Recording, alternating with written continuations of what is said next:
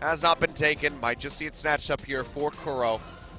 This will be his 10th game on it. It does feel almost like Jin are giving Afrika Corki after taking the Karma, potentially with a strategy of just playing around the Corki lane, because now tether into the body slam could mean his end in mid lane. So they already flashed the Corki, give it over to Kuro. He accepts it anyway, and he's got some MVPs on this pick, but so far Jin seem to be happy with the draft they've assorted. We're waiting to get the confirmation of what MaRin and Spirit will be playing. The Renekton was on the Cheerful, the Renekton will be locked in, but it's not Elise Renekton like most teams have been playing the Renekton with. The Rumble's a bit more situation. Yeah, so we'll be bringing that one out. Now, what do we see from the top lane? Seems like the Gragas will be the jungler, as the Gnar is just going to come through for Soan.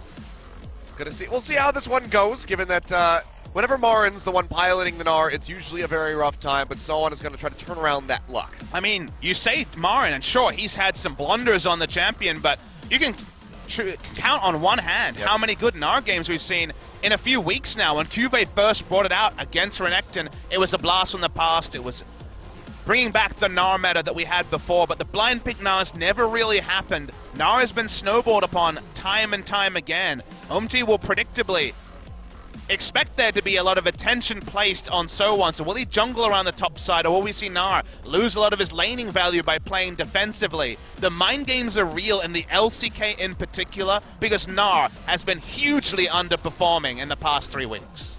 See how Soan can handle this one. Here for the side of Jin want to start things off with that victory, so they can try to move that momentum into a Game 2 victory, come up with a 2-0, and net themselves that 5th place spot. 4th game on the Gnar here for Soan, so has been played recently by him, but needs to have a standout performance if he's going to take down MaRin and the Afrika Freaks. Gnar is coming off a 10-game losing streak before MaRin played it a few days ago. It is going to be at 25% win rate. It can work, but will it work here in such an important game? All right, well, this is going to be a stressful one here for both of these teams. When they go ahead and punch that ticket, stuff goes wild. You know. To be fair, the original game wasn't set in 1990s. I think it was set in the 1950s or something. That's when I think Robin Williams got trapped, and then he comes out years later.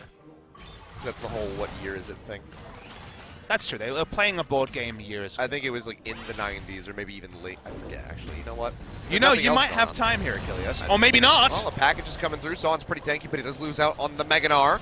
Is kiting back, but he's going low. Can they get it? But the shield from Kuzan might just say no, but Kuro, he goes down. First blood over to Jin, and my God, we were just 40 seconds shy of the 30-minute mark. 29-20, first kill of the game. It's Kuro as well with no teleport up. Maybe Jin will also crash a turret. That'd be exciting. Be looking for it, but now just hovering around.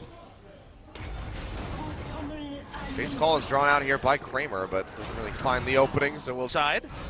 At least have one lane working for them, but that does mean they surrender pressure in mid lane. MaRin poking his head around bot side, pops the ultimate. Has that pop, the shield coming down here from Kuzan. Big grand entrance popping up multiple members as Kuzan tries to get out with his life, but he cannot do it. The Ren from Kramer will take him down in Snowflower. He's just going to get speared in the face. He will fall. Double kill over to Kramer. And we finally have more kills here on the board. And Afrika Freaks, with those 2 picks, are looking for Baron. Yeah, triple the kills in the game, but they did not take down Umti. Now they have the secure of the Kalista. They're still risking this, and they have no vision behind. The blasting plant undid them last time, Achilles. See if it happens here again. Umti getting ready to take a ride, but Tucson has the pop-up, and the Ren will come through with the smite. So Afrika Freaks will be able to find the Baron, and Tucson makes it out safely, not even having to use the flash. So after 33 minutes of no-risk League of Legends, that was a pretty controlled risk taken by Afrika with no ability to ward behind. They jump over. Watch for the equalizer here, because the pinch here is good, like you say. Big engage, but the equalizer is perfect. About as good as you could ask for. Meant there was no way for Afrika to be aggressed on. Jin had to go backwards because they had no path to walk forwards. That meant 2 kills, it meant a Baron, and it might be the only action in 35 minutes, but it might also decide the game. Yeah, equalizer thrown down up top just to zone them away. He can still push up, but getting through those Baron-empowered minions is going to prove difficult because of that Infinity Edge. It's big damage onto the turret, but Blade Caller comes through and he just rips right through Tucson, overstepping his bounds. Hit by the Dark Bindings are taken out. At the same time, though, Kuro did break the base. Couldn't take the inhibitor, but broke the base. Afrika is still able to back off. Baron buff just despawned as well. Still do manage to break the base with their first Baron, which, given all the inaction of the previous 35 minutes, is still a win for Afrika. Decent pickup on the pace, tempo of the game. I mean, the tempo of the game was 35 minutes of flatline, let's be real. Oh, jeez. Well, Snowflower just takes all of the damage, but now they're going to try to turn this one around in onto Kuro. He's got the flash available. Tether not going to connect. He will make it out with the snipe, but has to pop the flash. Both get bursted, but both will be able to back away. This is as the Drake spawns, the Elder Dragon, I should say. Jin Air going for a 4-man recall. So they weren't able to get in good back timings previously. They don't really add on a lot of power with these backs, though, and they do give up control around the Elder Dragon. 2 buffs each. Meantime, the Elder Dragon is going down, and the Ren is going to be there. So now, double buff going over to the side of Afrika. TP used by Soan as well. Had the rage bar built up, was looking for the fight, but now MaRin sees the opening, dashes in, looking for Teddy. The Black Shield will deny the stun in the meantime. Loosen into the back line, knocks up 2 as he dashes away to keep himself alive as MaRin chases in, looking for Umpty, taking the Gragas rather low, but the shields are there from Kuzan. They're trying to keep him alive. Massive Gnarl, but pushing them back up the lane. Teddy is going to find the first kill as he gets rid of Kramer, as he gets rid of Tucson, looking for a little bit more, and all of a sudden, Jin Air are right smack back into the middle of this game. Teddy will take a ton of damage here from Kuro, who chases in, who does get the kill to answer the Xayah. But Teddy just opened up this game off the back of Soan's massive play. And now Jin Air, they're going to fire back. They're going to take some of these turrets. That isn't a trivial kill. Getting down the 80 carry probably stops Afrika from just straight up losing the game. Death timers are massive. We're 40 minutes in. They might just try to battle it down anyway. See if they can. Kuro still does offer up quite a bit of damage and wave clear. He has the double buffs. Will be doing true damage. I mean, just look at the hits in onto Kuzan. And Jin Air have to run for the hills, but Kuro, he's going to go for it. Soan trying to leap in for him. Doesn't have the stun. Will have the wallop, throws down the barrel to try to, the fist to try to slow him up there, and Kuro will die. So big overstep by him. You can see he's got a grin on his face. But in the meantime, there's no windows left. Black Shield is up. Teddy can walk up as aggressively as he wants. It might as well be Juggermore. Or Xayah, I guess, in this case, because in the front, Teddy has no threat onto him. Ults are down. MaRin has only a single target CC. Jin Air's going to take a 3rd inhibitor right now. It'd be one hell of a turnaround if Afrika can somehow pull it off. Dark Binding connecting in onto MaRin. It's going to get whittled away at by Teddy, but can't quite find the damage to pop that GA. Kramer knocked to the side, and Umpty very overextended. Still has the flash, but he's holding on to it. Red Stacks will come through, flashes at the last second, and barely stays alive.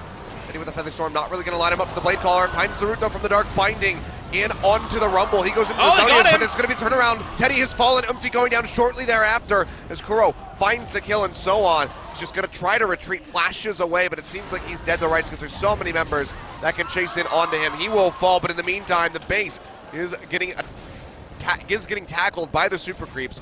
Spirit doing his best to clear those out. Should be able to stop shields. You're right, inhibitor should go down, but anything more than that with 20 seconds left on the Xayah seems really difficult.